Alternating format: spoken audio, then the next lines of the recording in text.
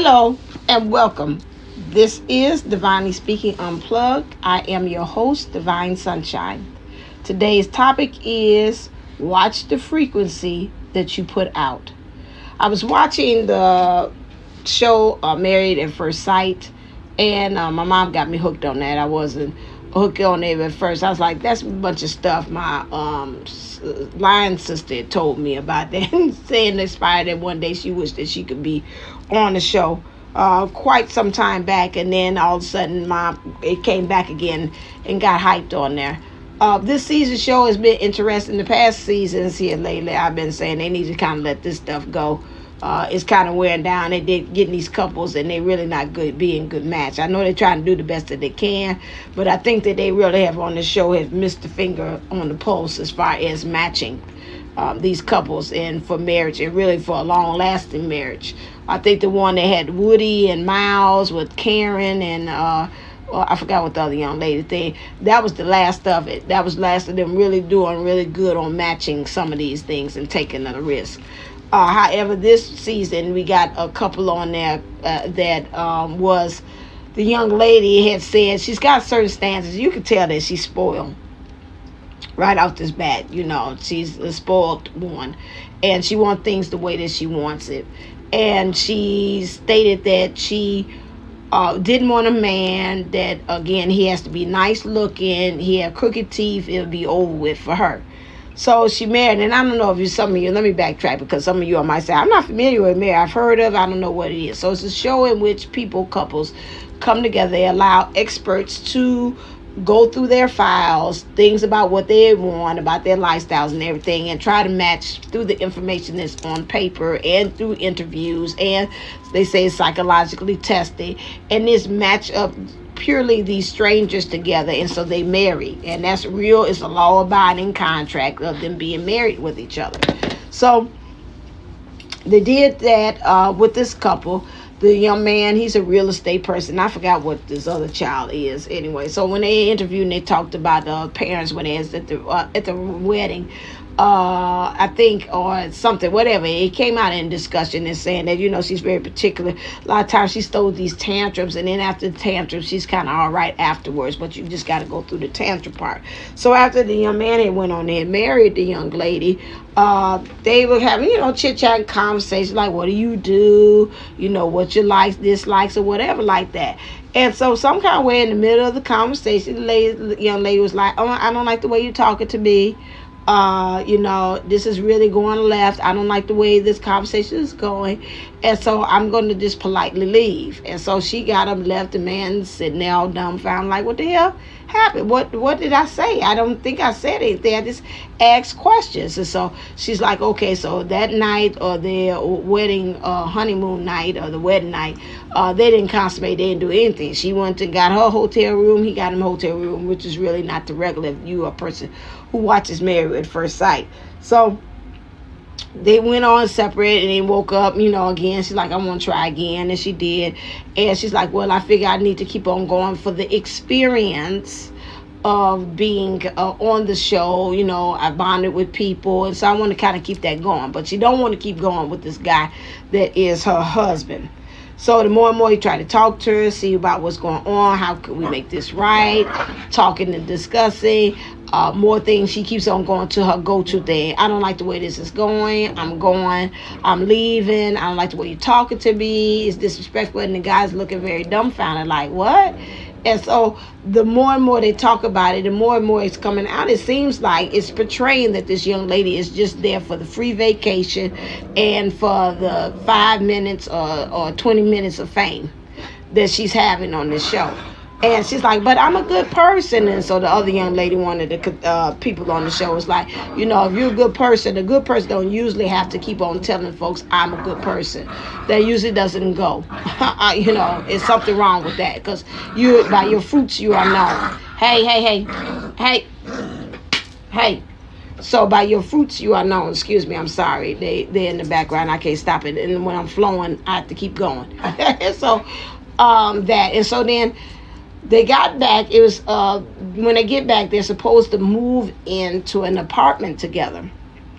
Got there, young man, the young lady said, I don't want to, hey, said that I don't want to marry, I don't want to move in with you. How about this? I take the first 4 weeks and you take the other 4 weeks. I forgot how long. You have to stay there. Whatever it is. She want to act like she want to turn this into a timeshare. and like, and everybody's like, no, that's not kind of, he's like, no, that ain't how this works. We either move in. So she wanted him to be like the gentleman thing. She's like, well, I want to be in an apartment too. So how about this? You just don't move in. You don't move in when I do. And so we can be able to have it separated. It's just a whole bunch of stuff that's going on with that. And so that causes an issue. So, and she's trying to make him be the gentleman, which is like, I bow down, you can have the place, I'll stay at home. And so he's like, no, I'm going to be there, so you're more than welcome to move in. If not, that's how the terms go. So when they have the time where Pastor Cal, they go in and they check in with the couples to see where they are on as far as on their journey. Came in, and so the young man said, this is my decision day. And so he's like, oh, this is your decision day? He's like, yeah, decision day is where they decide if they're going to stay or they're going to get a divorce. Or, and he's like, no, this is my divorce. I want a divorce. And young lady's going through the boo-hooing and crying. I'm a good person. I don't understand. I don't like the way you're doing. I want to try what's going on here, why he's not. And so then, really, the true colors, once it's over, it came out. When they interviewed them afterwards, and they had that, I call that sidebar conversation about what went on. And he said, well, really, to tell you the truth, I am not a person who believes in soulmates. I don't believe in, happenstance. I believe in relationships, you have to actually work at it. And when he said it, say ding, ding, ding, ding, ding, I got an aha moment. And it said to me, you know what? I see why it didn't work. In our spiritual walk, we have to be very cognizant of and very aware, 2 ways. Cognizant, the mind, aware in the spirit about what are the things that we are broadcasting or the frequencies that we are putting out there. Because even though we might say we want things to happen one way, but guess what? That heart and that soul and that spirit trumps everything in which we actually say we want to happen. We have to get into the point of a habit of making sure it aligns. Listen, and let's go back to what the man said. I do not believe in soulmates. However, what I do believe is a person that has to work at it in order to make the relationship work. So, one thing they're about to be in the spirit, about it in alignment is like, well, then why would you have gone on a show called Married at First Sight, which is built upon making chances? Chances means you're allowing the universe to bring you that very thing that you want. You don't work at it. You don't put any effort towards it, but you allow the universe to go out there like I'm looking at this dog, to go fetch it and bring it back and give you the very thing that you want. So again, why would he put himself into that position to ask that when in his core belief system and ideology, he believes that relationships must be worked at? This is why I'm saying watch the frequency. When we're trying to, right now, this is the 222 portal that we're going into and trying to manifest things that we want, the desires of our heart. We have to truly believe that what we're asking for is truly residing and aligning in our heart. Because if not, it's not going to manifest. And again, we're human. We cannot be surprised when that very thing does not show up. We have to truly correct ourselves and get ourselves in alignment and say that this is what I want. Now, the young man does want love. That is true. And I think in some ways we kind of leave it out there. They're hoping by happenstance and the universe will say, well, the universe knows my heart. The universe actually knows what I want. And it'll be able to go out there and fill in the blank. However, If it works in our benefit, yes, they do overrides. That is true. They do that. But when sometimes our belief is so concentrated and so concrete, and they're showing me like a concrete sidewalk that nothing can be able to penetrate, because that's truly what we believe in, it has a tendency that it will over trump and it will override the very thing that we actually want because of our belief system. He wants to work at it. Now, I do believe that this gentleman will get someone. I think that now, because of his work, he's going to find himself aligning to his belief system when it becomes to love. And he's going to work at finding and also pulling in that actual person that he wants to be to be his soulmate, that's going to truly be the one for him. And he's going to pull that in because he feels that he has to put a certain amount of effort to it. However, the funny thing about this whole thing is it's still leaving it up to chance. It's still leaving it up to the universe. It still has to be some magic that the universe has to play a part to. But that's okay. That in his mind, he believes that he is the active participant. He's the active person who is making these things appear and manifest. It is a manifestation. There is a cooperation or cooperative or partnership that does have to happen between the dance.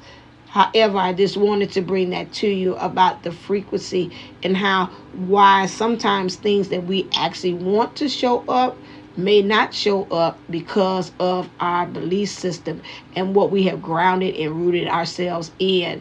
And so don't be surprised if that very thing does not show up. You've got to work on really truly getting yourself in alignment, rather it is in your visualization of seeing it as well and bringing it into manifestation. I said that on my program, The Playground, and on my channel about a thing that Mel Robbins had bought, and I'm sharing that to you as far as when we're opening up and we're visualizing things and trying to do visualization. Make sure that in order to make things manifest, picture it to the finite.